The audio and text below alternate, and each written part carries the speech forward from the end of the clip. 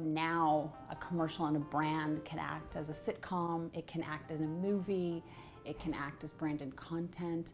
And as a creative person, that's really expanded what we do and made it a lot more interesting and really forced us to learn how to write. I actually think film has a greater cachet than ever before. Last year there were 3,000 entries in the film category, and every year that number increases. I think there's still no better medium to tell a story than through sound and sight.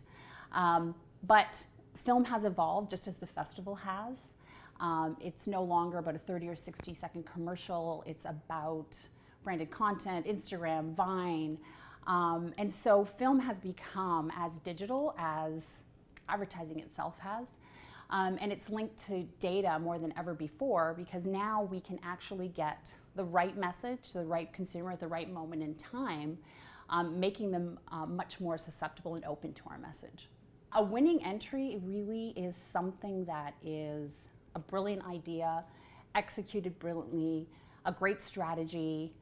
It's all of those components coming together, really, to create that one perfect film. Only 3% of all entries win anything at Cannes.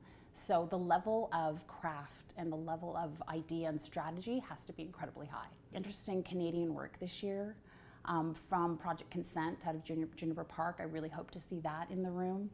To the Trudeau campaign, you know, contextually, that's very Canadian, but Trudeau is so global that I'm really interested in that discussion, as well as the Say No to Spec work. I think you've got a bunch of creative people who face this issue every single day in pitches, and I think that's going to really create some debate and dialogue in the room, and I think it'll be really interesting to see how judges react to that. My favorite experience is really the camaraderie of the Canadian delegates.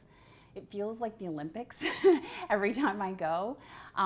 There's no rivalry between networks or between agencies. It's really just Canadians rooting for Canadians, and I think that's the best thing about Cannes.